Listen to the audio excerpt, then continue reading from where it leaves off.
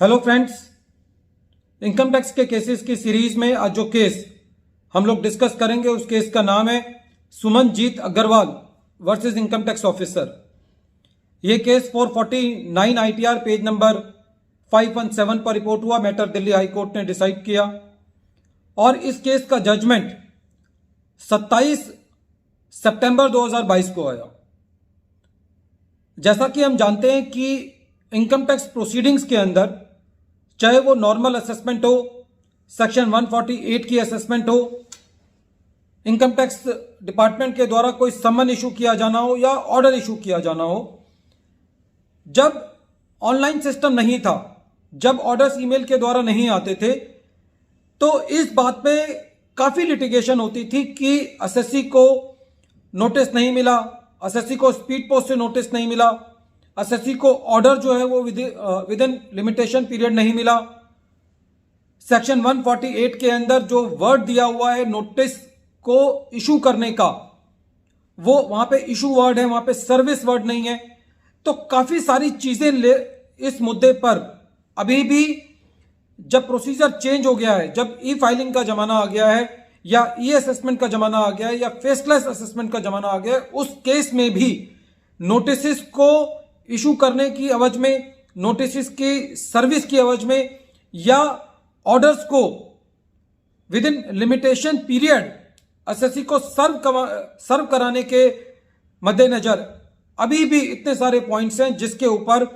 Department काफी गलतियां कर रहा है, जिसकी वजह से डिपार्टमेंट के काफी सारे नोटिसेस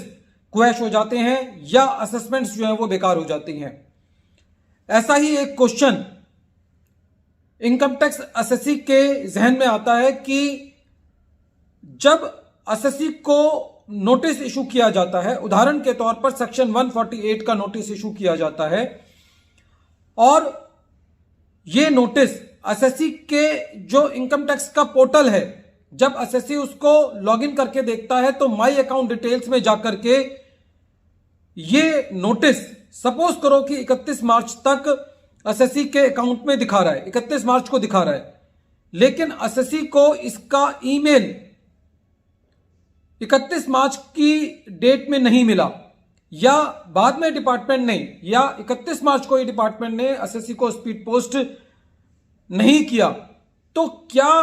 खाली इनकम टैक्स के पोर्टल पर नोटिस लगा देने से यह बात पूरी हो जाएगी कि डिपार्टमेंट ने अपनी जिम्मेदारी को पूरा कर लिया और क्या उसको वैलिड इशू ऑफ नोटिस माना जाएगा? इन सारे मुद्दों पर इस केस के अंदर दिल्ली हाई कोर्ट ने बहुत ही डिटेल्ड एक जजमेंट दिया, जिसके अंदर एक निष्कर्ष यह निकल के आया कि यदि विद इन लिमिटेशन पीरियड के अंदर डिपार्टमेंट ने खाली इनकम टैक्स के पोर्टल पर नोटिस लगाया है तो क्या यह सफिशिएंट कंप्लायंस है? इसका आंसर इस जजमेंट में यह मिला कि यदि डिपार्टमेंट ने खाली इनकम टैक्स के पोर्टल पर, ITBA के पोर्टल पे नोटिस लगाया है, लेकिन एसएससी को मेल नहीं भेजा है या स्पीड पोस्ट नहीं भेजा है, तो वो वैलिड इशू ऑफ नोटिस नहीं माना जाएगा। इस केस के अंदर दिल्ली हाई कोर्ट का यह कहना था कि सेक्शन 282 जो कि इशू ऑफ नोटिस के बारे में बात करता है, वो ये कहता है कि जो एसएससी को नोटिस भेजा जाना चाहिए वो किस तरीके से भेजा जाना चाहिए, और सेक्शन 282 को हम यदि रूल 127A से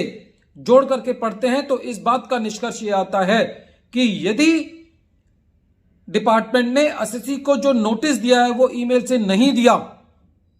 और ईमेल में भी यदि डिपार्टमेंट ने एसएससी को 31 मार्च तक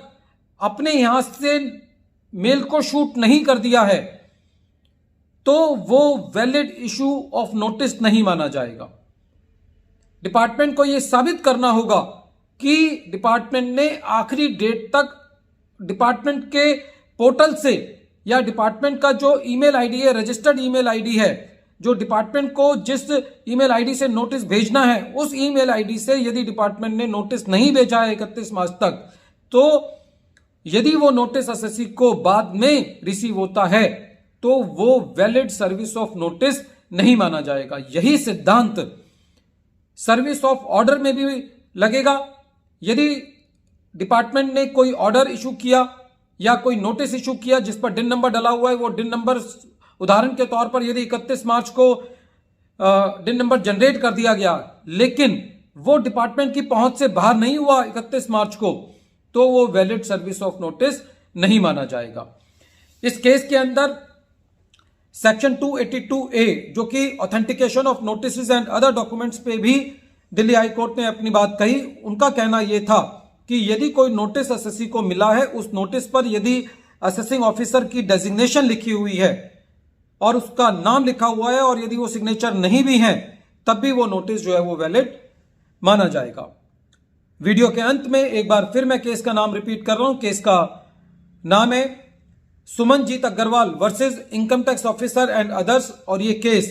449 ITR पेज नंबर 517 पर रिपोर्ट हुआ। मैटर दिल्ली हाई कोर्ट ने डिसाइड किया और इस केस का जजमेंट 27 सितंबर 2022 को आया।